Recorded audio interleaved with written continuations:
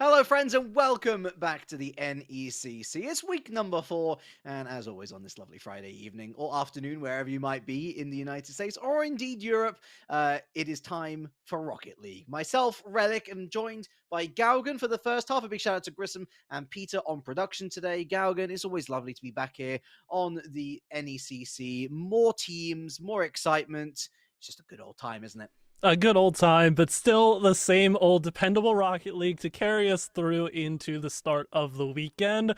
You'll love to see it, especially with this lineup that we have of matches available to us. Plenty of action in the Emergence division, which would be great to watch. These developing players in their collegiate careers, increasing their skill right before our very eyes. You honestly can't write up a better Friday night, at least in my eyes. You got a nice crescendo going on as well, starting with Emergence and moving up to Champions with one of our last matches of the day. But let's take a look at the schedule in its entirety, because we've got some repeat schools, but not necessarily some repeat teams. We have ourselves Fanshawe, Fuel Academy Black. They're up against the Fighting Scots, which might very well, at least for me, Galgan, come out with one of the best school logos of the entire NECC. I mean, that's just incredible, really.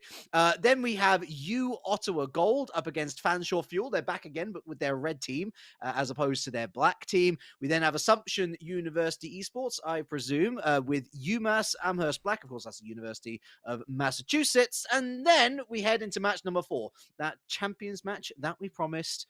University of South Carolina Gamecocks up against Northwood White. A lot of teams, a lot of differing records as well to look forward to, but let's then zone back in on that first series, because the records, they're rather mighty, Gaugan, if I do say so. They are indeed, and focusing in on that first match, like you said, Fanshawe Academy Black versus Fighting Scots. We're looking to the Emergence East Great Lakes division here, and if you take a look at that leaderboard heading into week 4, you'll see 2 teams at the top. In the second spot, Fanshawe Fuel Academy Black. In the first spot, Fighting Scots. It is a 1v2 battle here. Now, we have to mention the fact that Fighting Scots are here at 4-0 with 2 forfeit victories. Fanshawe Black are here at 3-0 with 1 forfeit victory. There's a common factor there with one of the teams that dropped out in this division, but let's let bygones be bygones and focus up more on how these teams have performed in the matches that they've played. You have the Fighting Scots, who have a +9 and a +13 goal differential in the 2 series that they played, both sweeps. It's a clean sheet thus far. They look incredibly dominant, and again, to say the same about Fanshawe Black, this first matchup here is bound to be entertaining. It is. So let's have a little look at those lineups in a little bit more detail. As is the case with a lot of NECC rosters, they will have more than the 3 regular players that you'll throw into a Rocket League match. They indeed have 4 per team. And so with Fanshawe Fuel Academy Black, you've got Apple Pie, Rusty G, Tezu Coco, and BWR, I should say. Now, this, of course, is one of the teams they should be on 2-0. They are on 3-0 by virtue of that forfeit, as you rightly say. Again, a theme that's definitely permeates throughout the entirety of this particular division. But we've got 3 freshmen there, the sophomore being Apple Pie.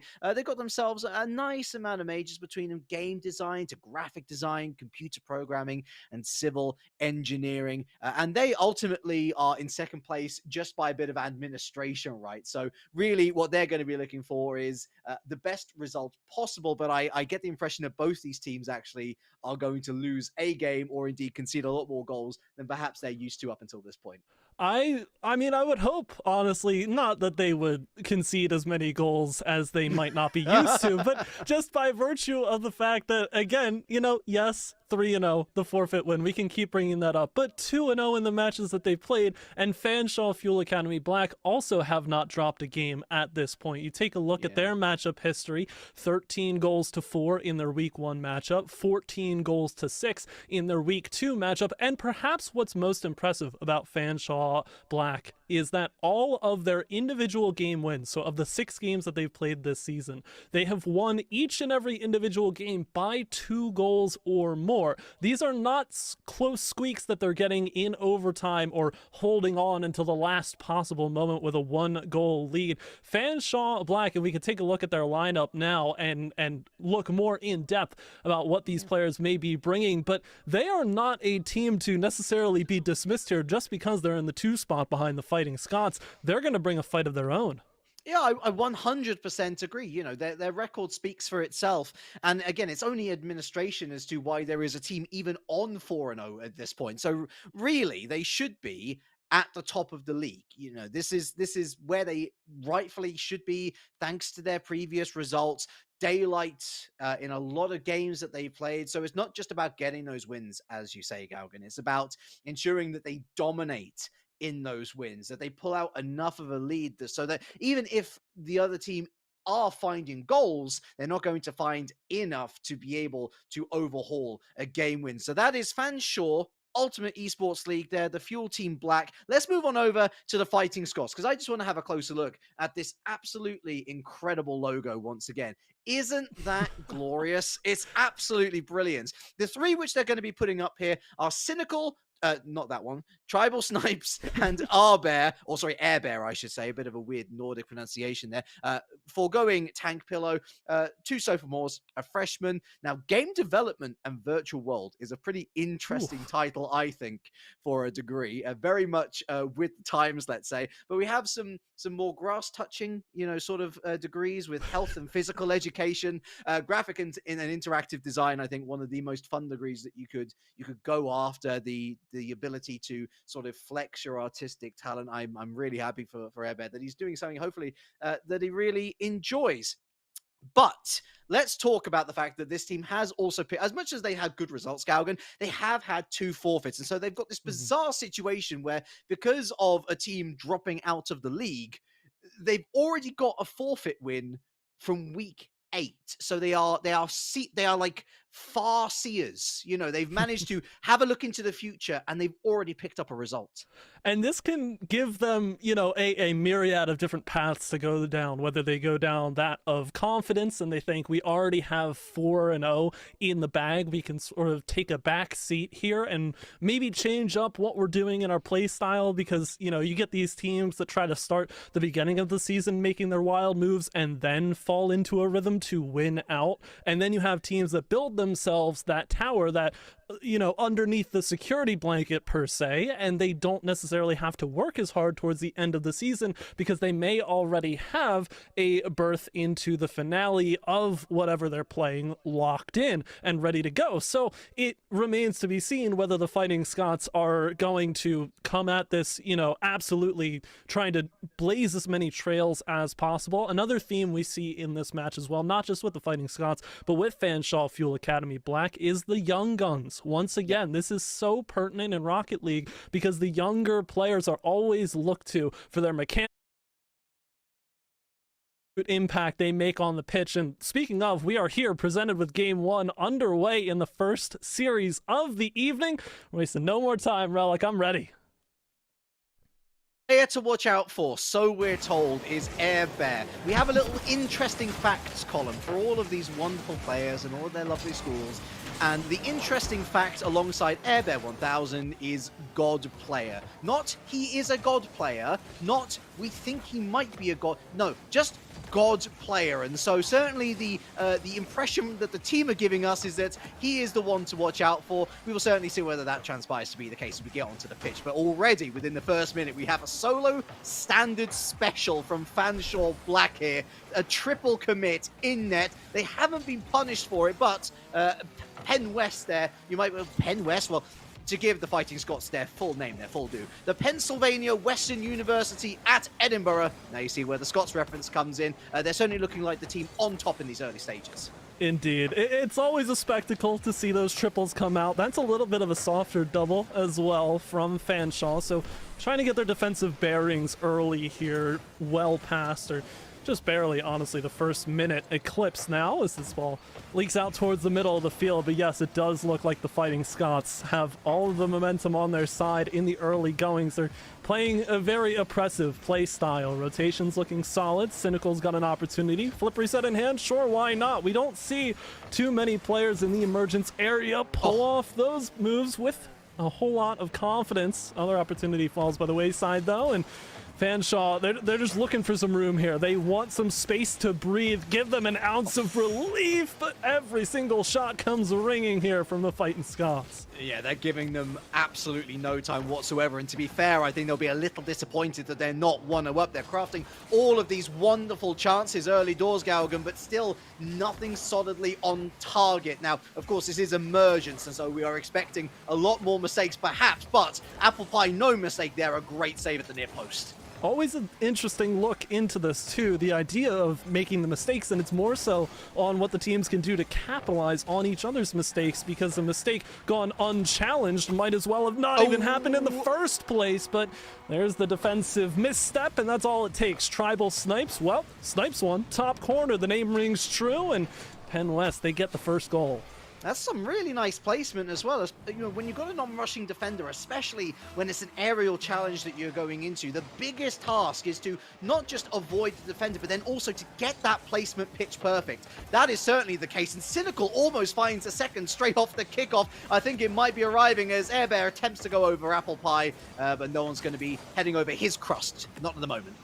This is a very dominant showing here thus far. You can see the ideas coming through for Fanshawe for the challenge, but they've let the net open on the other side, and it's Cynical to finish. Always been speedy here in game one on plenty of opportunities, and if you're not going to put up a defensive stand against him, he's going to take it home just as easily.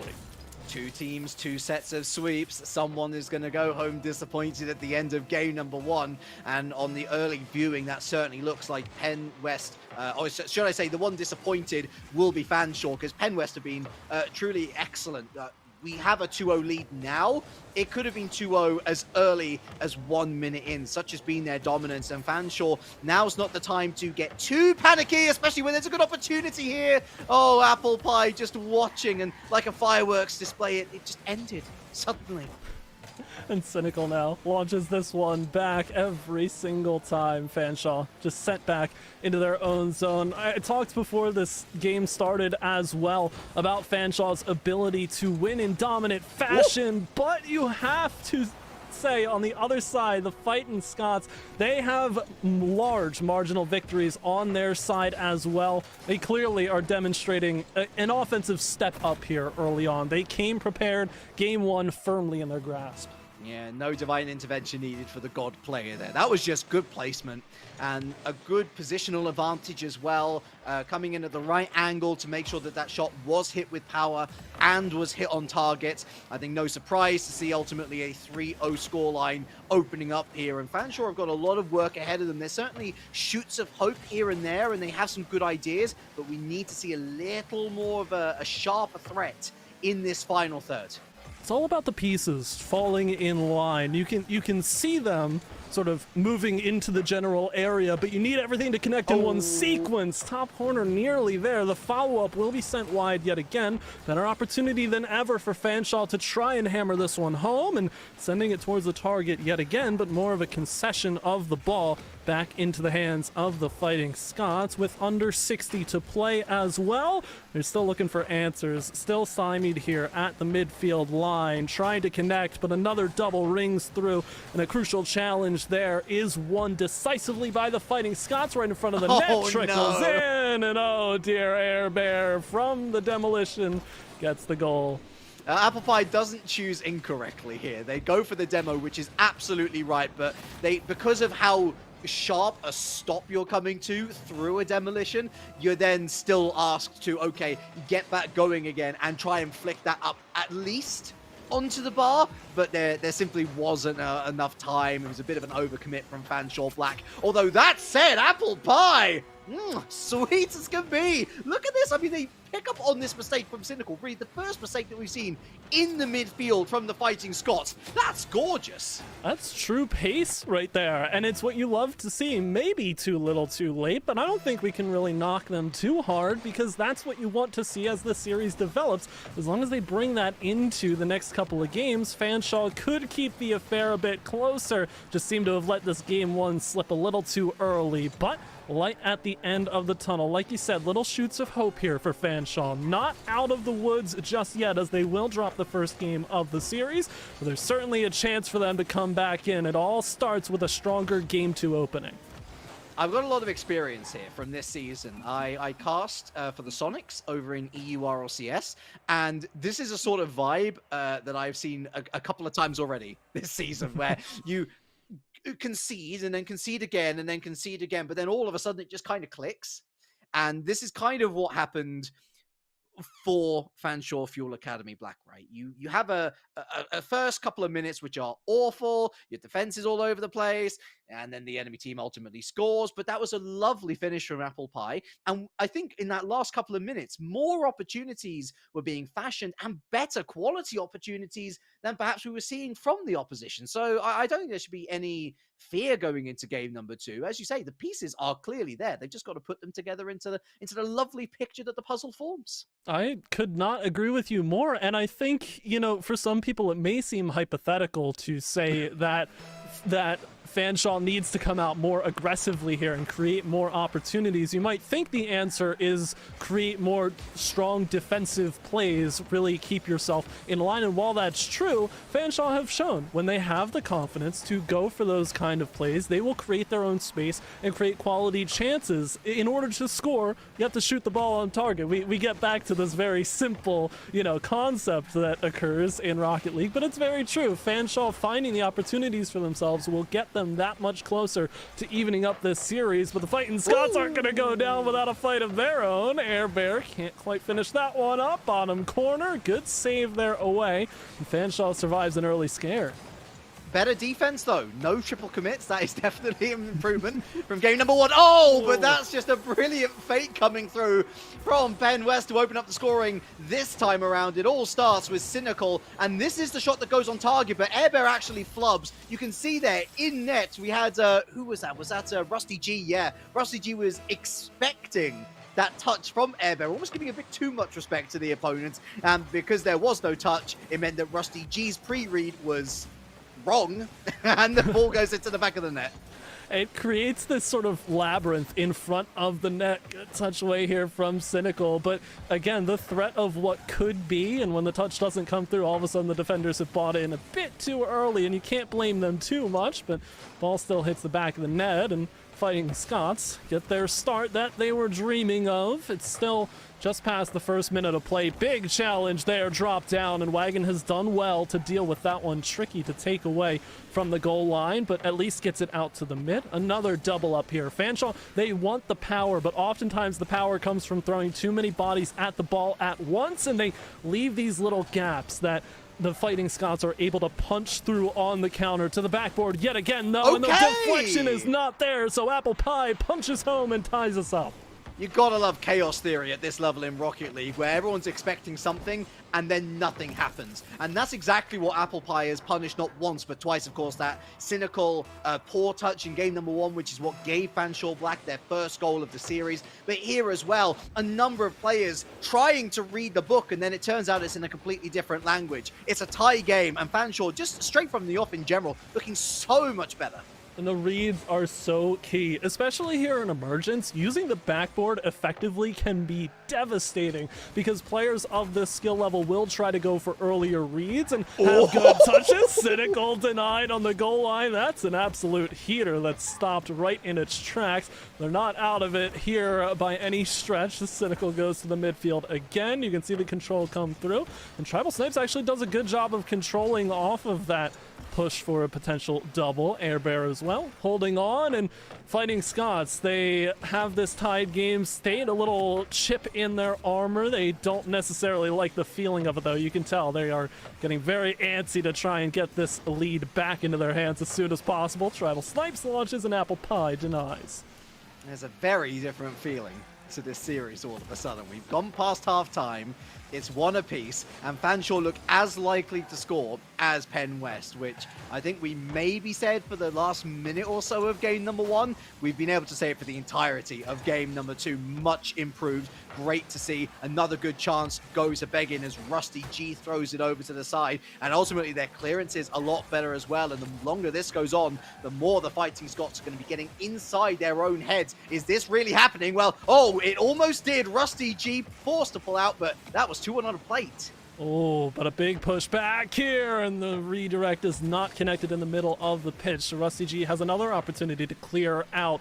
Fanshawe looking for ways to get back on offense. They're doing a much better job of limiting the volume of opportunities from Penn West on any given push here, but Cynical just too speedy on the sidewall, wins that one cleanly, but leaves it to Wagon, who will go for a second touch. And now, all of a sudden, again, you said it, both these teams looking a lot more even this time around. Wagon trying to set this one up, but bullied and bumped away from the play. All three strong there on the sidewall from Penn West, as well as Cynical tries to drive for the defenders. Big clear though. Backboard Apple Pie has a chance at a finisher, but no, it does not go uncontested.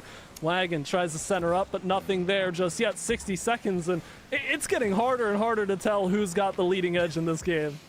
Oh no! Oh, it's like putting an ice cream in a microwave, but you thought it was the milk or something. You wanted a nice warm bowl, and ultimately you just melted your ice cream, mate. That's a real shame, because honestly, up until that point, as you say, Fanshawe maybe even arguably on top of the possession game and the actual chances created. To shoot themselves in the foot is such a sad moment, but I hope they can regain. They are looking brilliant. I mean, the one positive takeaway is it was a very solid finish there from the back wall. Just need to do that on the other side of the pitch, ideally. But I don't know. I mean, with 30 seconds to go and change, I don't necessarily hate it for Fanshawe. I think a reset could be what they needed from all of the chaos. They did look like they had a solid bit of control, but now you can see they're all just wrestling against one Penn West player. It's Rusty G, though, off the sidewall, runs out of materials to get that ball going, so Apple Pie will be forced to make a touch against almost like a fade away. Wagon misses. Now it's all left to Rusty G. 10 seconds to go. Fanshawe one last opportunity. It's launched to the back wall. Could waterfall, but nice. Cynical denies and gets it past everybody from Fanshawe, who was pushed too far forward, launched towards their own net, and the ball hits the ground. Penn West, they survive game 2, one step closer to taking down Fanshawe. To lose is rough. Mm. That's a pain.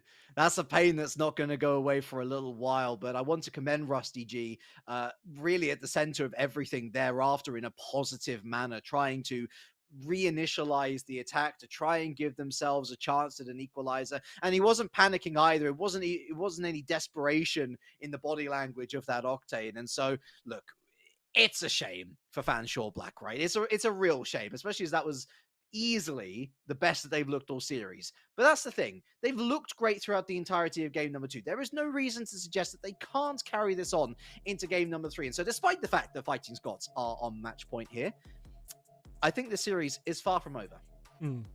I would have to agree with you. I think that this is the key moment where the mental comes in, obviously, because coming off of the way that they lost game 2, you have to tell yourself that you're capable of doing great things, just need to find those sequences. And again, we get back to the central theme of Fanshawe just going for these opportunities a little too heavy-handed. They want to slam this ball into the zone, get the pressure started immediately from the rip, and that's great from a team, but not at the expense of leaving the gaps for the Penn West side to just walk in, get a first initiator to push the ball on target with a really threatening shot that you have to scream across the goal line just to save away to the corner and force a 50 out of that, and you're already disadvantaged again, and then it snowballs, and then Penn West is in the back of your net.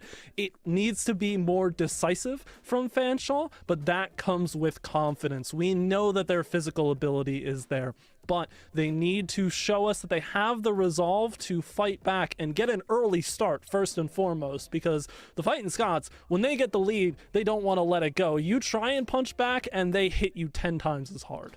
It's an interesting case study on the Fanshawe defense, because you look at the overall trajectory of that game.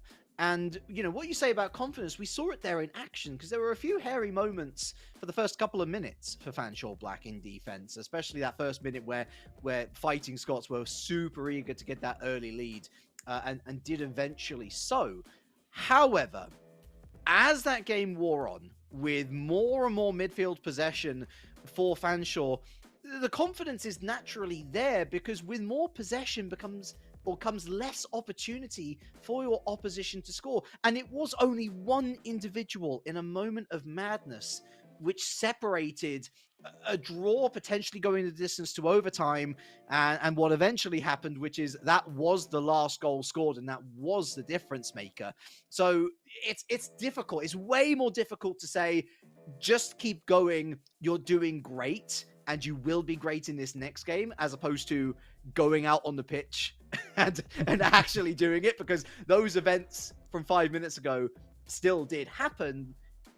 This is where the coach and this is where the team, I guess, support structure is coming to the forefront, because it's their job to ensure, look, let's not lose hope here. It's a series. We haven't lost it yet.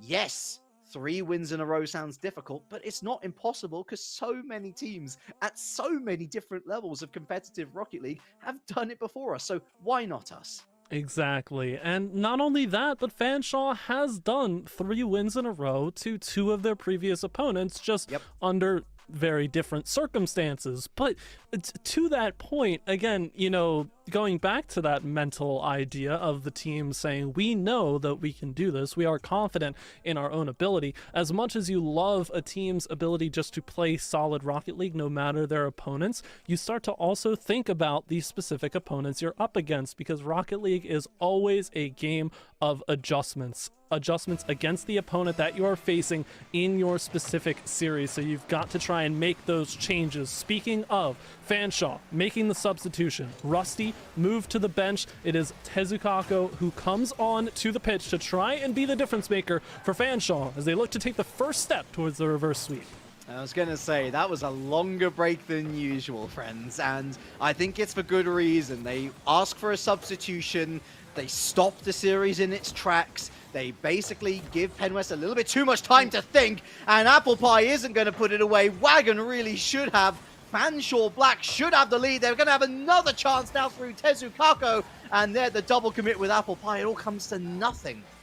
Everyone gets a look at the target, though, and like you said, multiple people should have hit it. Apple Pie, massive jump to make there. Very small reaction time to be able to save that one aside, but Cynical will go for the clear all the way down. And this is the thing, Penwest, again, Cynical specifically has been so strong on those initiating pushes. If you're on the side of Fanshawe, not only are you trying to play solid Rocket League on your own, you're trying to shut down what makes Penwest so good on an individual level and what these players are capable of. Cynical has been a stellar initiator and striker for the squad. Wagon trying to do it though, and all of a sudden, Fanshawe, they're looking pretty solid here. Past the first minute, they've got more quality chances on, at least forcing Penwest back further into their zone to relinquish a little bit of midfield control. Yeah, mate. I have to give a shout out to Wagon as well, as much as I am a Sonics team stream dude. That's a gorgeous decal. The Rainbow Dignitas one? Yes. Wonderful. So good on you. And good on Fanshawe for the moment surviving the onslaught. It's always scary when Pennsylvania Western move forward because you always think that they are going to score. But they haven't, because Fanshawe have stood strong and they've had a demo. There's been a counter demo. And Wagon, with the rainbow livery, is going to set up the substitute Tezukako. And that is the first go-ahead goal for Fanshawe Black. And we finally get a finish worthy of a goal here. It comes with Mad Max in the goal box, with demolitions raining heavy. But Fanshawe, they've got their lead. They've got their foot in the door. Where do they go from here, however, is Tezukako going to be happy to be the sub that came on to be the difference maker early on, but still 3 minutes to play. And we know that Penwest have been a squad to not shudder in the face of adversity. Now they've got a little bit of a deficit to work against, but Cynical gets them started. That one's wide. It will be controlled by Tribal Snipes looking for the centering pass, but Cynical gets beat by the 2 aerial defenders, and that'll be the end of the push for Penwest. They're forced to retreat here and defend yet again. Big challenge. Goes up to the crossbar, and Fanshawe much more threatening this time around. It's one of the great pundit debates. Oh, I really don't hope that caught it. Okay, good. I'm glad Wagon was back there to save it. That would have been a really cheap goal to concede. It's one of the great pundit debates. Is it better to have a 1-0 lead early or a 1-0 lead late? Because with the early 1-0 lead, you gain confidence that you're ahead. With a late 1-0 lead, you're giving your opponents less time to equalize. But I think in Fanshawe's perspective, you wanted that early 1-0 lead just to get a little bit of confidence into the veins, just to basically reassert themselves as a team that is not just a part of this series, but is going to get back into it. They've now got the better part of 2 minutes to navigate Galgan, but Penn West is still certainly looking strong. Absolutely. This is the thing, right, that Fanshawe, the reason why they would want that early lead is because Penn West will continue to push up and try and get aggressive just to tie this game up. The fact that you were able to capitalize on them in the early stages when they did give up a little bit of that midfield space. Bar down, though, goes Air Bear and Cynical trying to set this one up again. A disastrous outcome there. But now back the other way goes Apple Pie looking for the demo. Gets a bump anyway. Tezukako finishes again. And Fanshawe up by 2. I cannot believe that Air Bear didn't score. That play was a power play. It was 2v1. They went for the demo on the keeper. The keeper feels bad backflips out of pure fear, and then the shot isn't hit on target, or rather it is, but the woodwork comes to the rescue, and Fanshawe go right down the other side, punished with a power play of their own. That's what we want to see, but look at this again, trying to do those strafing runs here, Penn West, trying to build up the pressure once again. They know that what has worked so far should theoretically work again, but Fanshawe are seemingly more equal to it now than ever. It's not working for Penn West. They're trying to take the power shots, and Fanshawe are just, they have solid defensive rotations, something that they were missing in the early stages of this series, but they've met every challenge and every save very well in their defensive half, and that has been the difference maker. Penn West are forced to innovate, and with little time on the clock to do so, Fanshawe are getting closer and closer to smelling victory for the first time. Very, very benevolent clear there. We'll see its way all the way down towards Air Bear at the side wall. Wagon has a demo in front of him, tries to pop this one up high. Tezukako goes for it. Air Bear, oh dear, missing at the bottom corner, but still, Fanshawe buying so much time on that sequence. Penn West with 20 to go to try and get 1 on the board. 1-0 is terrifying, 2-0 is daylight, and with daylight you can burn the clock, and that is what Fanshawe has done so beautifully well. Okay, they didn't get a third goal, but they are going to get one there through an OG. How about this for a statement? Match point, lose, and you are gone from this series, and they've gone and won by 3-0. I wouldn't want to be a Fighting Scots fan in this position, because that's very scary heading into Game 4. Yeah, there's a lot to unpack here. It was a little bit of a forced situation, but the own goal itself not too forced, just a defensive error. But we've seen that story before on the other side of the pitch, perhaps more interesting as well. All 3 of the goals for Fanshawe credited to the sub, Tezukako here. So we get to that question yet again that we always ask once a team makes a substitution. Was it the sub buff, or is there something deeper going on in this series? Because I don't know if it's enough for Tezukako to come on and get his name tagged onto all 3 of these goals. Something has to be going on for the Fighting Scots here of Penn West to step back a little bit, not play the same way that they did in Game 1 and Game 2. They've got to find that form again, because if we see more of the same in the rest of the series, reverse sweep looks incredibly likely. Magnesium doesn't burn on its own. There is no chemical reaction without that extra, added element, right? And I think that is the case in a lot of Rocket League series that seem to be so very heavily going one way and then swing completely in the other. We can absolutely throw so much praise onto Tezu here, stepping in, and it's clear that this team has practiced with him a lot, because it didn't just seem like the rotations were better, like they were a lot better, and he was getting more involved down the other side of the pitch than Rusty G. Bad days at the office do happen, and it's possible that Rusty G was the preferred player going into this series, but obviously you have a big mistake there in game number 2. You have to clutch up, you got to win 3 in a row, and so maybe it's best just to take the player that has made the big mistake off, the roster, at least in the short term, give him a moment to breathe, take him out the spotlight. And for Penn West, they just don't prepare for the oncoming storm that was Tezukako, and just how good this team could be with him a part of it.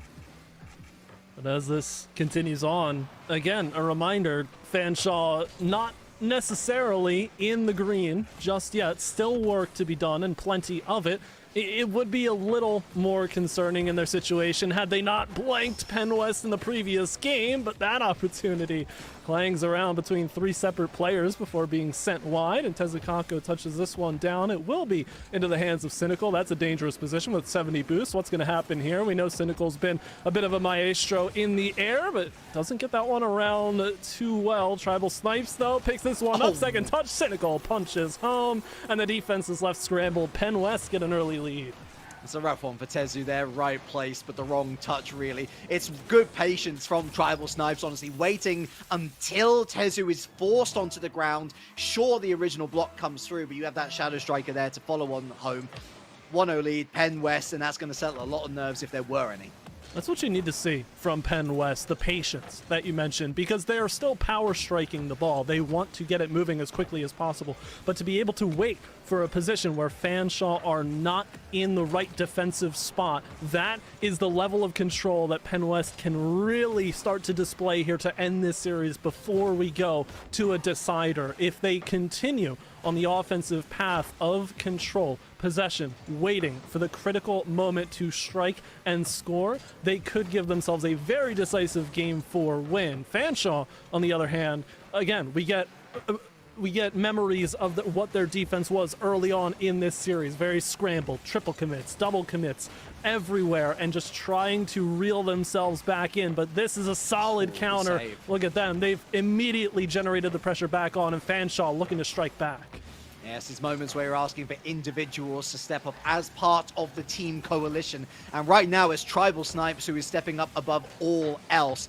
Big save down one end, sending up a goal down the other. He is the difference maker as Penn West continue to stride forward. This is honestly the best offense we've seen from Fanshawe in game number 4. And it's another shot towards his backboard, but it's not going to go in field. Good coverage here from the Fighting Scots. We've still got time to figure it out, though. Fanshawe at the middle of the field doing fairly well. Wagon punches this one up, and that's not going to do numbers, but Tezukako does get the clear out before being demoed. Apple Pie can't connect with it either, though, and this is a disadvantaged Fanshawe side. This is going off the backboard, but Cynical can't corral the touch. Now to the side goes the rest of Penn West, looking for more. Tribal Snipes tries to deflect, can't do so. That is a 2-on-0 pass shot score. Tezukako to Apple Pie, and we're all square.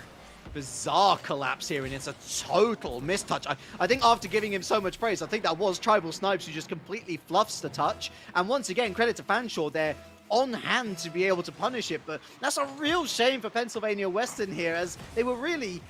They didn't have to push forward so hard, and they didn't have to try and pre-read everything that Fanshawe was doing, because Fanshawe were the ones who were missing everything in the air. Why would you try and go beyond the limits of your talent, at the moment at least, just to try and get a second goal? It seems, I don't know, it seems like they threw away the lead a little bit. It's such a common theme, though, from players of this area. Excellent. Cynical, beautiful play there. The initial touch, defender was left completely stranded as Wagon just... I mean, there are so few touches you can take, and none of them would have turned out any better as Cynical. A pure path of destruction on the way to the lead. The thing that Wagon doesn't want to do there is have a heavy touch that just ends up going into the goal themselves. You know, that's the worst case scenario. And so I don't blame him for wanting to take a softer touch, but Cynical so proactive there, getting the demo, nobody at home, and that is the blushes of Penn West saved for now. Ooh, for now, but that one off the back wall nearly tapped home. It will be Cynical looking for a clear. Less than 90 to play, and ever so patient has beat 2 with no boost in the tank, but Apple Pie wins the challenge convincingly to almost erase all of that space that Cynical had bought. Air Bear, though, can't quite take to the skies with the limited boost in the tank. Now moving through the corner, denying the opportunity there is Tezukako, so sends this one towards the middle. Apple Pie looking for a 1-2-1, bottom corner, not quite, popped high. Both teams left searching for these opportunities, 60 seconds to go, and still Penn West threatening the series finisher. Yeah, Fanshawe getting technical, but not in the way you'd expect. When we talk about technical and mechanical gameplay, we usually think about flip resets and musty flicks and take it to the air, but they're keeping things really nice and short on the ground here, trying to take advantage of their positional knowledge, but they're running out of time, Galgan. Those plays are pretty at 3 minutes, 2 minutes to go, but there's only 30 seconds left, and they might go 3-1 down here. No, it's wide.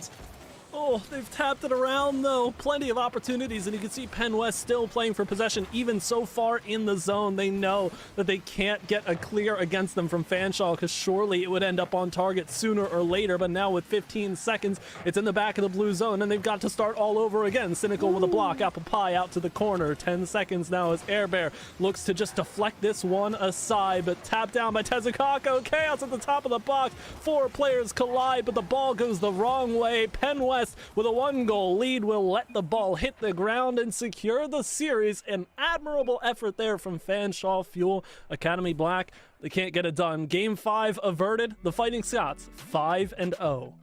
That's not the cleanest game that Penn West would have enjoyed, but they got the job done, and that's the most important thing, is picking up those W's and ultimately accruing 3 in a best of 5. Yeah, I think Fanshawe, they had an excellent game too.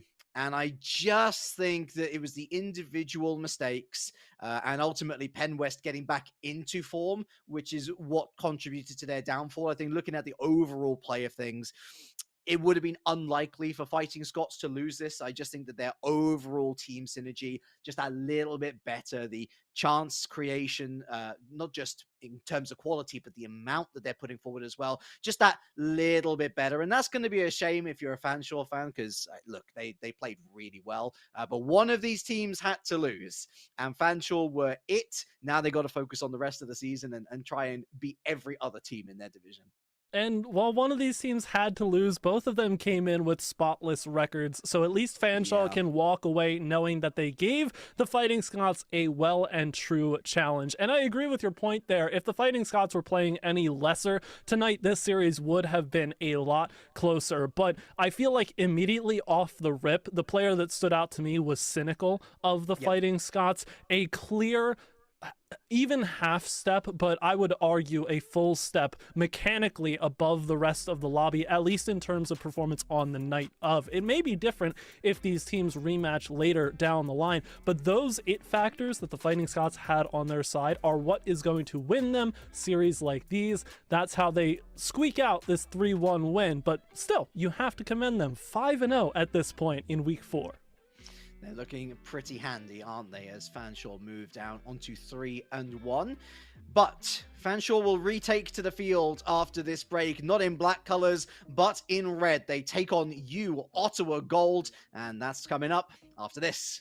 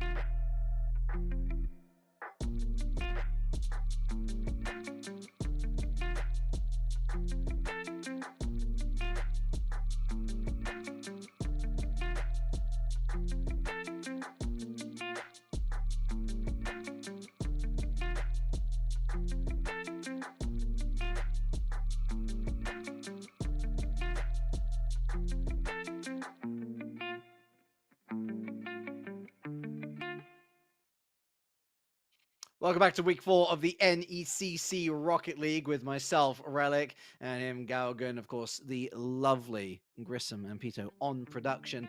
We obviously had a couple of technical delays there. Hopefully all sorted now, but let's dive on into the lineups of you, Ottawa Gold, up against Fanshawe Academy Red. Now, you're probably like, hold on, Fanshawe, I heard that name before. Well, yes, because it is Fanshawe, just a different team. But we focus first on you, Ottawa Esports, with Tomahawker, Aircraft, and Ziolu. Full roster of juniors as well. Going to be interesting to see what they bring. There's a whole puzzle of past results from these teams. You need to know that this U Ottawa side is 2-2. They do have a forfeit win on their side. Again, we're still in the Emergence East Great Lakes, so most teams are going to have at least one forfeit win on their side. That's just the nature of the beast. But here are the players you'll be seeing for University of Ottawa. Looking over on the other side and continuing this Fanshawe showcase, as it were, the Academy Red side of things. Not Leopard, not to be confused with Leopard. YZ Slides and Bean Seuss, I believe. Seuss as in Correct. Dr. Seuss. 2 sophomores and a freshman. Motive Power Tech, interesting major there, alongside 2 very familiar computer programming students. So we'll have to see if this red side is a bit more successful than their Academy Black counterparts. Yeah, so the link threading these two teams together is OTSU Esports B team. Now, both of these sides have faced OTSU B with varying results. You Ottawa Gold managed to sweep the side, whereas Fanshawe Red did get to game number 5, but then ended up losing. It's actually their only loss of the entire season. So whereas you Ottawa Gold have lost 2 already, with their 2 wins being that against OTSU B and, of course, their forfeit win, Fanshawe have legitimately won 2 on the road. So it's often a trap that I feel that casters fall into, Galgan, where we look at that one result from both of these two teams against that other team that we know about, and we're like, well, yeah, you Ottawa Gold is obviously going to win. But then you dive deeper into their results and you realize that without that, well, I mean, even with, I should say, or without the forfeit win, Fanshawe's actually ahead by virtue of having more wins on the docket. Yeah, more wins on the docket and more games played as well, because when you dive deeper into those results, like you were saying, on the side of U Ottawa Gold, they have a lot of sweeps on their card. They got a sweep victory last week. They were also swept by Fanshawe Black earlier on. Fanshawe Red, though, on the other side, all 3 series that they have played thus far have gone to game number 5. Will this be more of the same? Only time will tell. Certainly want to get out of this one earlier than that, but not if U Ottawa has anything to say about it. Game on underway, early chances. It's routine now for this Emergence division, but a big clear, and U Ottawa see themselves away. I'm already a massive fan of Ziolu. To see the Takumi are out and about and having a good time is wonderful. That's a demo, and how that's not transpired to become a goal is beyond my reckoning, is beyond my comprehension. You have the demo play, the ball's lingering in front of net. How was it not put away? Yeah, they're certainly going to look back at that one, but only for a brief moment. Obviously, plenty left on the clock to see more opportunities through. They're certainly being gifted a couple of possession handoffs here in front of the midfield line even, so Ottawa not devoid of chances, but Fanshawe looking for their own way out. You see Not Leopard coming through. An interesting thing I have to point out as well as we continue on about Not Leopard specifically, a deaf Rocket League player, which is incredibly impressive, because you think game sound in a game like Rocket League isn't all too important, but I think as you begin to climb the levels, you realize the importance of knowing exactly where everybody is from an auditory standpoint. It's incredibly impressive for us to be able to witness a player as good as Not Leopard here with such a ability to have to work around. And are you ready for a Thanos snap moment? Because Z Malik, who's currently the substitute for Fanshawe Red, hasn't played since Season 1, which was 6 years ago? Oh dear. It just... You start to reminisce of a more innocent time in the early stages of our game. I still love repping that established 2015 tag from time to time. Same. Just to let everybody know that yes, I had the game back in 2015, and yes, I am still champion. No, I am not going to get any better. Please stop asking me to do so. All the while, I mean, listen, we've been having a lovely reminisce, and been having a lovely conversation about Not Leopard and Z Malik, but no one has scored yet, which is crazy, because both of these sides have had decent shots at net. Obviously, we had that massive one missed by U Ottawa in the first minute, but we've already reached half-time, and really the greatest credit that we can say to these two teams is that, hey, you've gone half a game without conceding. Is that all about to change, though? Ooh. No, it is not. Except it is. Tomahawker with an axe into the back. The sneaky finish right there. Always catches you when you least expect it. I mean, it honestly was expected at the double tap, which is one thing. To have a player afforded that much space on the chance, you know it spells devastation pretty quickly for the defense, and Fanshawe learned that lesson the hard way as it was punched home. Ottawa get the lead here, not necessarily early as we're over halfway through, but a very deceptive touch there. All of a sudden, Fanshawe look to try and convert. They've opened themselves a little window here, but the crossbar shuts it just as quickly. There is no rhythm to this game whatsoever. I cannot tell you who is in the ascendancy, even though one of the teams is 1-0 up. Quite frankly, Fanshawe could still score 2 goals in the last minute with a kickoff goal to boot. And I would not be surprised. There is hardly any teamwork between any of these players. In fact, it seems more likely that there's going to be teamwork between the two teams rather than intra-team. There's 90 seconds left. U Ottawa mercifully have a lead, but I don't know if that will last for too much longer. And you've got me now picturing all 6 players driving down the length of the pitch in unison, sort of holding hands and singing Kumbaya, just, waiting for the ball to fall into either net. I don't think that's necessarily what we're going to get. As you see, a couple of screens and box outs being thrown on the sidewall to push this all the way down. Fanshawe, they've got the ball moving in the right area, but forced to pull off. Yet again, they want to wait for Ottawa to play into their hands, but Ottawa's coming through the midfield fairly strong here, getting opportunities of their own. Double misses. Tomahawker can't finish that one up, but flying in from far and away, Acraft connects and scores yet again. So, I mean, this is a pre-read from like another zip code at this point. But to be fair, having the confidence to go forward, knowing that Tomahawk is at least going to put the ball back into the central area, it might be a pre-read from another zip code. But you know what, Galgan? The read connected. And that's a 2-0 lead. And surely at this point, despite how weird this game has been, I'd imagine that Uwata may very well be home and dry.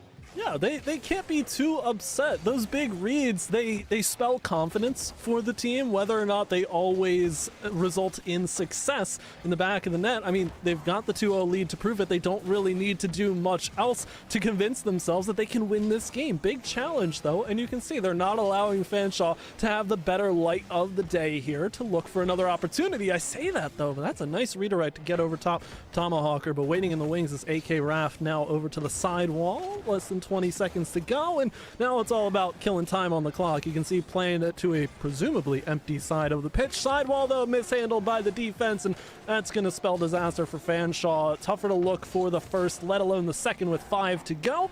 On the ground, and Ottawa looking to close up a clean sheet here in game number 1 as the ball does hit the ground. Ottawa, solid victory to start us off. I am very glad as well that you managed to talk for a good solid 30 to 40 seconds there, because it allowed me the opportunity to kind of just zone in on why. What is happening here. I'm trying to make sense of gobbledygook, and what I've discovered is that Fanshawe's midfield is struggling a lot. The reason why it seems to be such a mishmash of trying to read something and failing, and there's some shots, sometimes we're seeing that Fanshawe midfield fall apart before it really heads on to the other side of the pitch. If they do reach the other side of the pitch, then it turns out that they're actually pretty all right in terms of getting shots on target or trying to make something happen. But it's more luck to get onto the other side of the pitch than an actual sense of forcing the issue. So credit to you, Ottawa. Very strange game to deal with. They deal with it as well as they could do. And I feel as if they are the team that are the favorites moving forward. Then again, they might be about to completely prove me wrong, as the case is. Like direct shots, this is good, that's wonderful. A shot a little bit more to the left and a little bit more down, and that's 1-0 Fanshawe in 10 seconds. They've come screaming off the kickoff. It's what you want to see, and it truly gets to the territory of the series where we talk all too often about games that could turn seemingly on a coin flip as to the momentum for either side. Fanshawe have started off blazing here, and that one has enough power. Not Leopard goes bar down and bounces a few times, but the back of the net is good, and they've got there first. The kickoff really helped because they were already in the opposition half. And so they're already there. They can try and play their game a little more, and it pays off beautifully. I don't think Uwata were given a single opportunity to clear their lines. Such was the ferocity of the Fanshawe offensive rotation. They're going to try and pick up a second. I don't blame them for trying to pick up a second so quickly. If they can just keep on ripping off the kickoff, then why not? Oh, and that's a 2-on-1 for Ottawa. They can't get the last pesky defender out of the equation, though, so they're left searching yet again. But even in the initial opportunity for Fanshawe, it took them about 32 seconds to score. That is somewhat typical for teams to get offensive stints that last that long, but you could argue that it's even more impactful when it happens at the beginning of the game, because you set yourself up for success from the rip, and you can tell that Fanshawe want to keep the ball rolling and into the back of the Ottawa net. I've given up trying to figure out which of these teams is the best team, because this is why you don't read into the UT or the OTSU B result, because it's carnage, it's madness. It feels as if it's like, oh, I feel like scoring a goal. Okay, you can score a goal. Now I feel like scoring a goal. Okay, you can score a goal. Hey, you want a game win? Have a game win. Why not?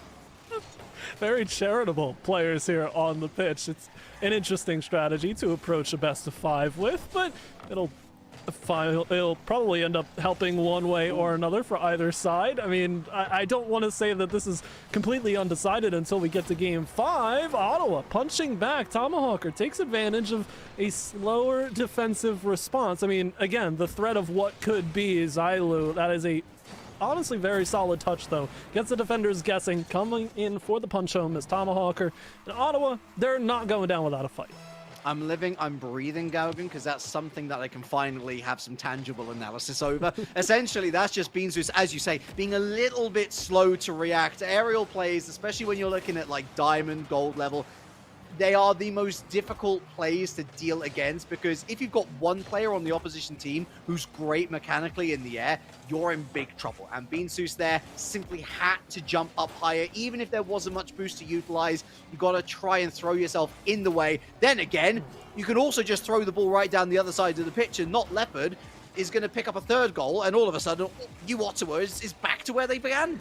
Oh, that's such a great finish, too. But the challenge sets it up. Not Leopard credited with the goal, but Beanzus doing such a solid job, because the initial touch there off the side wall was intended to favor the attackers towards the midfield line, but AK Raft just couldn't quite get the right angle. Not that it was any easier to hit from that position, but an unfortunate circumstance there. But even better on the side of Fanshawe. Great to see them taking advantage of a situation like that, playing forward on that opportunity and not giving AK Raft the space to try and get that centering pass off uncontested.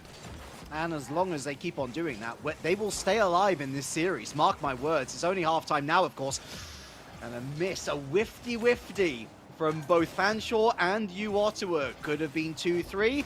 We stay at 3-1. And right now, Fanshawe Reds continue to look to, turn up the wick here. I've been impressed with Wisely slides and their moves forward. That's a shame from Not Leopard. That was another good shot opportunity. Goes wide, but they're going to reload the gun here. And they've set it up beautifully. Oh, a shame that it wasn't put away. Beautiful movement, though. Deep in the box, the poise to control that. Plenty of players committing to this ball, however, to get it started for Ottawa, and looking for more, but demoed on the way in. We find ourselves back in the Ottawa zone once again. Under 2 to play, and just looking for their ticket through. They're really being stuck behind here, this midfield line, but finally big clear comes out. Are they up in time? Oh, AK Raft not around for the finish. Here comes Tomahawker for yet another punch. Doesn't come through. Is anybody else there for the shot? Sure enough, Zailu from the heavens takes it for Ottawa to get back within 1. AK Raft really should have scored. Tomahawker was met well, actually, in the air, and Not Leopard touches that ball just a little bit too early. Ziolu there with the covering run, able to dunk on his opponent, find that second goal, and it took 3 bites of the cherry, but Ottawa back in this. Certainly got their light at the end of the game 2 tunnel. Not that they're any desperate for it, but Fanshawe certainly trying to make their headway into this series. They've got plenty of looks, but people trying to punch home the ball in all the wrong places. Defense standing strong for Ottawa, now challenged out to the middle of the field, and this will be a real crucial juncture for Ottawa, how quickly they can move this ball versus wanting the control. You can see they're just trying to bait out Fanshawe as a defensive side, get them moving into a disadvantageous position, but Not Leopard will try to bring some control of his own to this situation. Big clear out, and Fanshawe get a little window with 50 seconds to go. They get a clear. Yeah, Ottawa right now, their only limit is actual pure mechanical talent. They have the right ideas, but they don't necessarily have the ability to execute them properly. So they've got to rely on their rotations here. 35 seconds left. There's still time to work something. Big touch up here towards the back wall. Fanshawe looking to put the nail in the proverbial coffin, but AK Raft will touch this one out. That is a generous pass out to the attacking side. AK Raft stays relevant for a save. Not Leopard comes through, and Fanshawe really bringing the hammer down, forcing everybody gone, and that is as good of a goal as you're ever going to see. You knew it was in from the moment Not Leopard let it go off the back wall. It's a 4th here for Fanshawe, and likely a tied series. It's a bit of a scuff touch, but it's a scuff touch that works in Not Leopard's favor, because Ottawa is expecting a bit more of a direct ball against the backboard to ricochet back out, because it's actually so light. both defender and goalkeeper are caught out massively. I believe this is going to be number 5. Bish, bash, bosh. Clean-up job, 5-2, and a tie series to boot. If ever there was confirmation about how much impact Fanshawe have had here in Game 2, just dismantling everything that Ottawa want to approach this game with, you've seen it right here. It is a solid finish here for Fanshawe against Ottawa, who you said were only limited by their mechanical abilities and how far they wanted to take things. They did not strike while the iron was hot. They've left it cold on the table, and it has gone and left. Fanshawe 5-2 here, the result in game number 2. Ball still aerial at 0 seconds, and it will go all the way to the box, but not for one final goal. Fanshawe, they even things up here.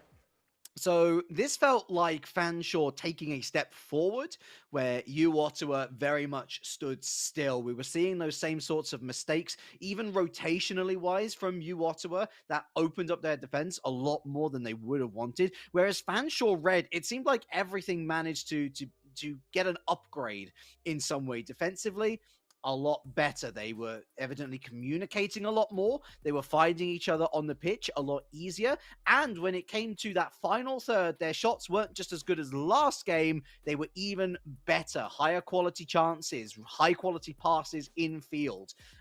We are now looking towards Ottawa Gold for that response. I hope for their sake that they find it, because it feels like they've hit the glass ceiling at the moment. And if they have, that spells doom for the future of this series.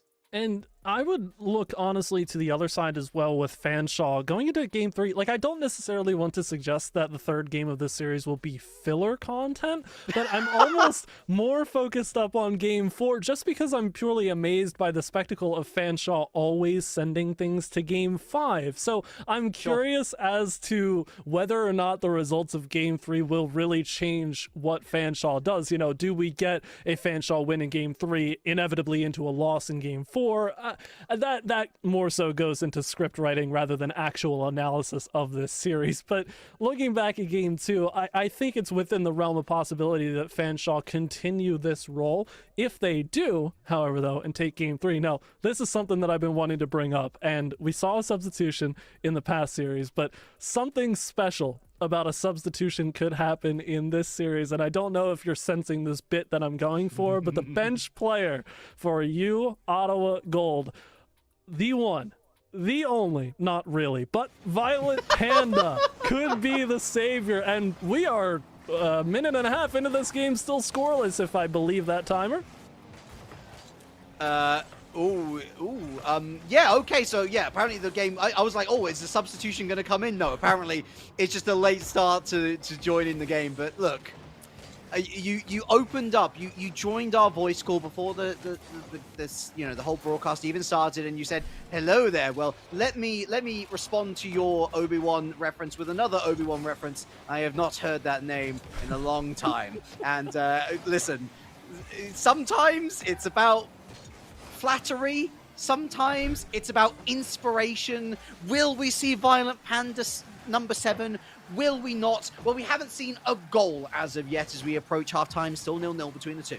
Indeed. You know, it's all fun and games. Not necessarily for these players as they look to convince us here of being able to take this series in game 3, because it's not filler content. This is a decider in its own right. You don't want to be on the back foot heading into game 4, because that puts a lot of pressure on you to deliver 2 games in a row without any mistakes, and we know how crucial the mistakes can be. Speaking of, AK Raft launches one on in the defense, a little stammered as to how to get it. One demo, one miss, the second demo to come in as the ball hits the back of the net.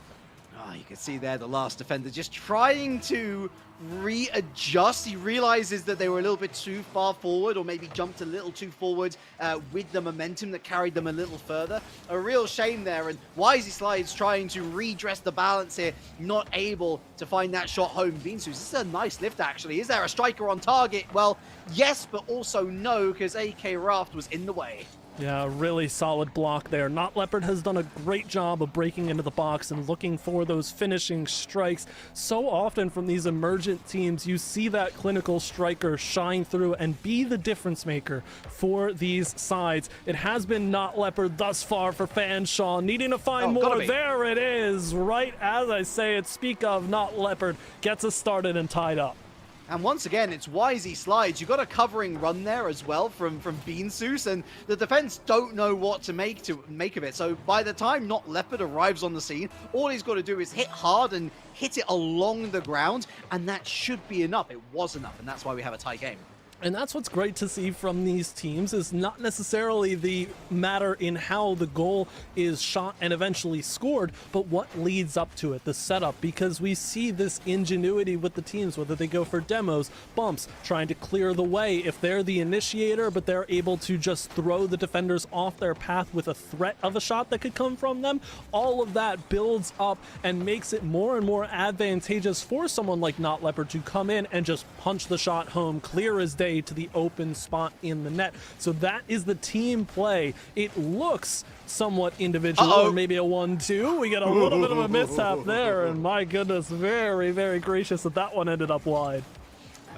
And they say that there isn't ball curvature in Rocket League. I think not. Oh, I think that's a dangerous back pass for Ziolu there, but they managed to deal with it well enough, Fanshawe Reds, and there's only 50 seconds left. I don't know about you, Galgan, but I'm sensing an overtime from this one.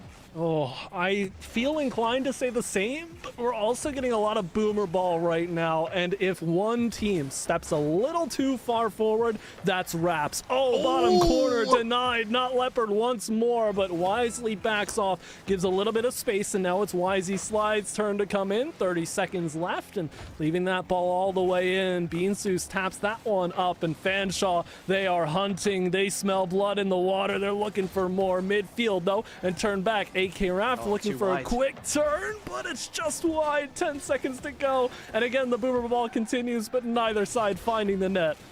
For such a nonsensical beginning, we've actually ended up with a real banger of a series here. Oh, and it's going to finish with a buzzer beater. Not quite 1 second. Technically possible to get a kickoff goal, but I get the impression that kickoff goal will not arrive. What a power play. Oh, there is a tiny glimmer, but what of that goal? The hunting proves to be bountiful. The demo on the goal line secured, and that gives the goal. The shot not as fast as it could have been, but Fanshawe in a game destined for an OT banger. It ends with a banger in Fanshawe's favor, and they secure themselves a series lead heading into Game 4. So do we follow the script here of you, Ottawa, sending us to Game 5, or can Fanshawe continue this roll of momentum?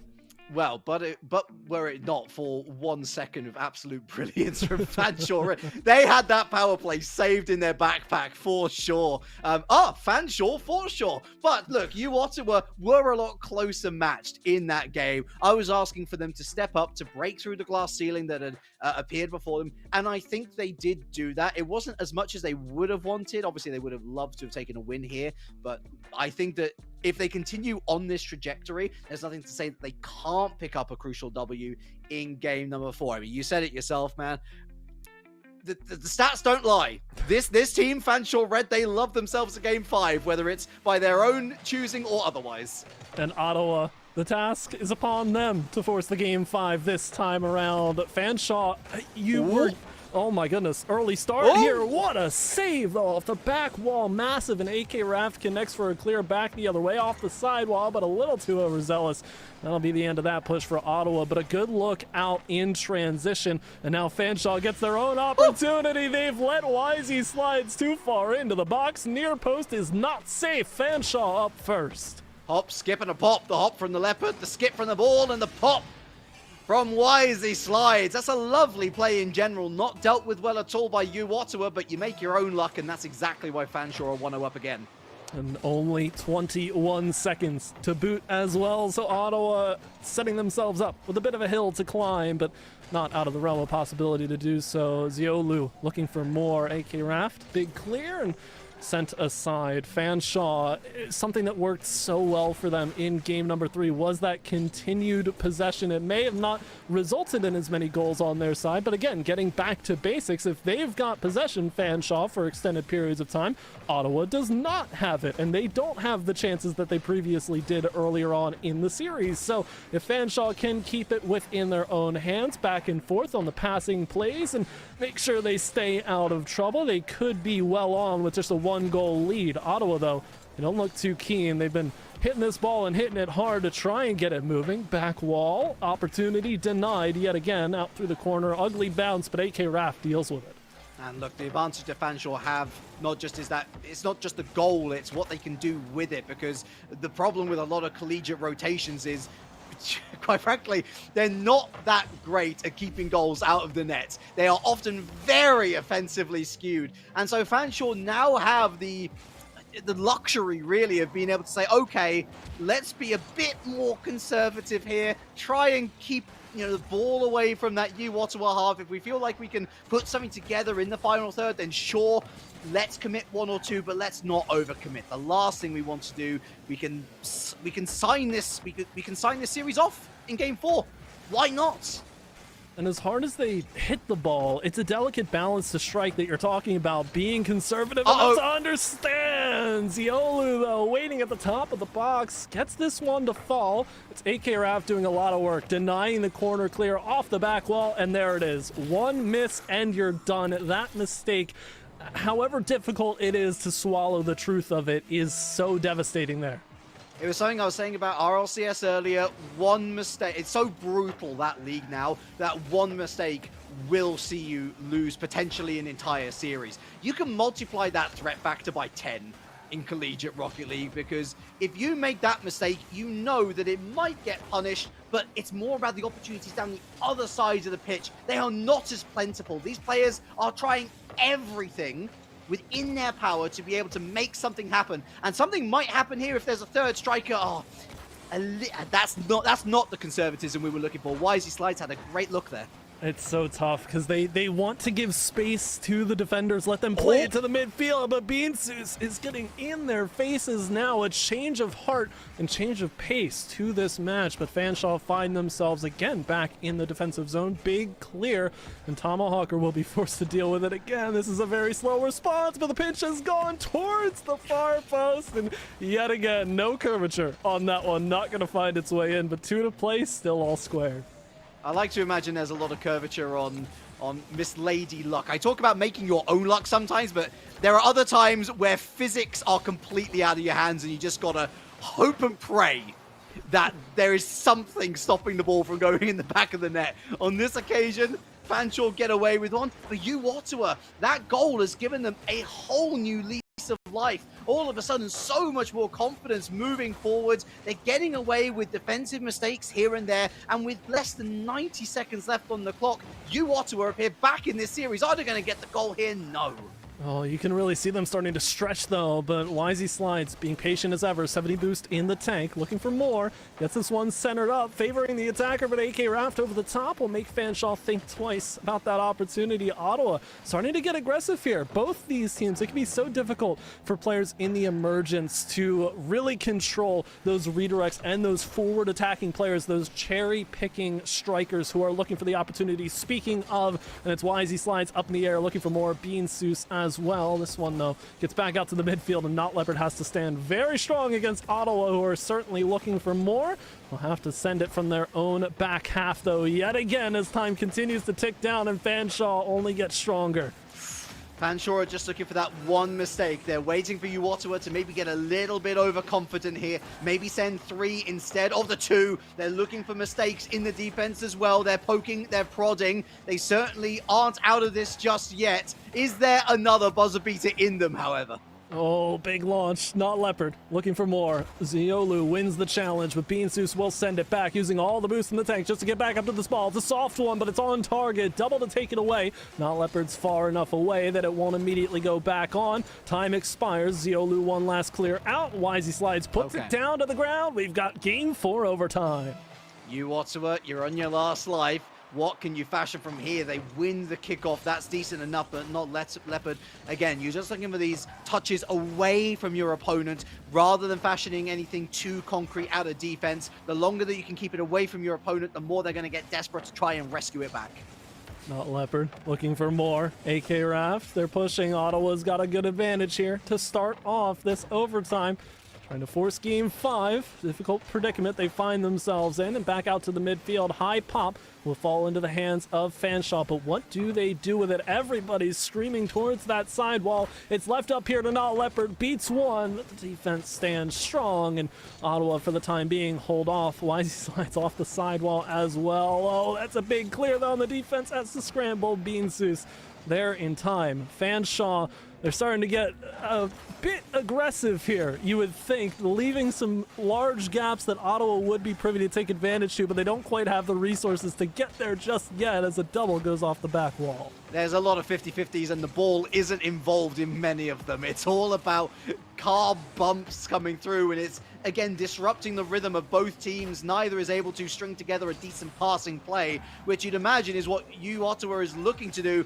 Fanshawe just looking for the more brutalistic method of heading straight through with a steamroller. Oh, and there it is! Wisey Slides wins the series for Fanshawe Reds. And the defense gets caught looking every which way, but the right one trickles out, and Wisey Slides goes opposite side of the net to secure the series. Fanshawe, they have the Game 4 overtime ice. It'll be their first non-Game 5 result, and luckily for them, it is a win as well. Massive congratulations to them. They take down the University of Ottawa in 4.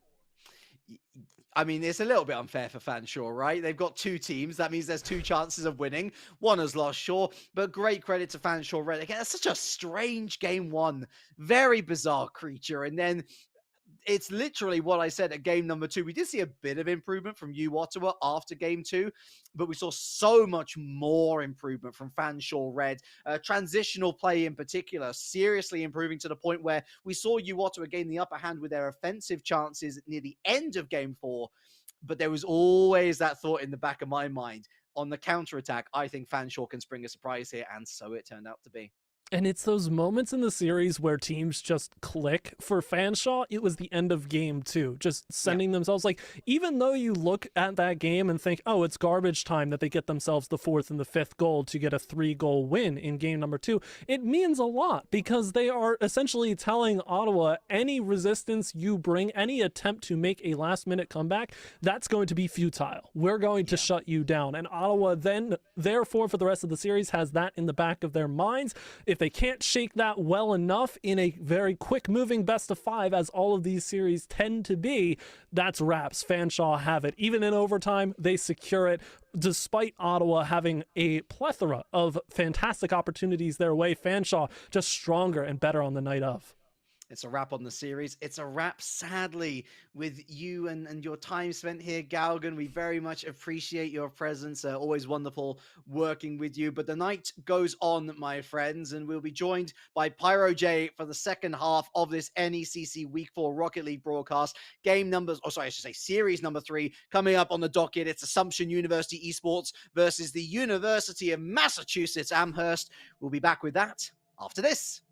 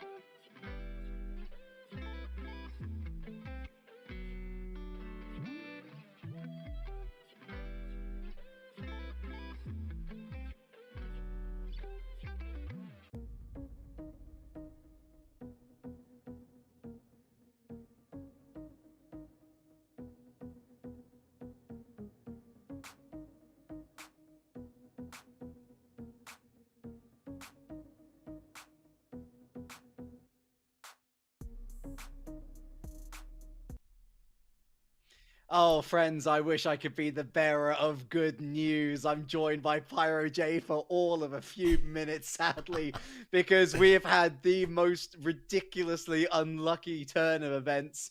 And it's just how collegiate esports goes sometimes, Pyro. We have our third match with a forfeit. We have our fourth match with a reschedule. Hate to see it. Yeah, Relic, I'll just let you know that what we heard first was, oh, I'm so sorry for the unfortunate news. I'm joined here by Pyro J. Oh, no. So the wording was definitely interesting, but a warm welcome indeed, Relic. Appreciate you having me for this very sliver of a moment here for my first broadcast on NECC. It's been a memorable one for sure. But Relic, I believe you at least have a little bit of knowledge to show or share for the people that are tuned in now. Yeah, you'll forgive me if my brain's not firing on all of its pylons, because it's been a long wait. But let us look back at what should have happened and what did happen earlier in the day with our schedule. Of course, on that schedule, you will not see our first series, in which, of course, we saw one of the two Fanshawe teams taking part today, Fanshawe Black, going up against the Fighting Scots. That was ultimately a 3-1 victory for the Fighting Scots, but it could have been a potential best of 5 going the distance on another day. Really fascinating series. And then for match number 2, we had the second of the Fanshawe squads in Fanshawe Red actually taking a victory, also in 3-1 fashion,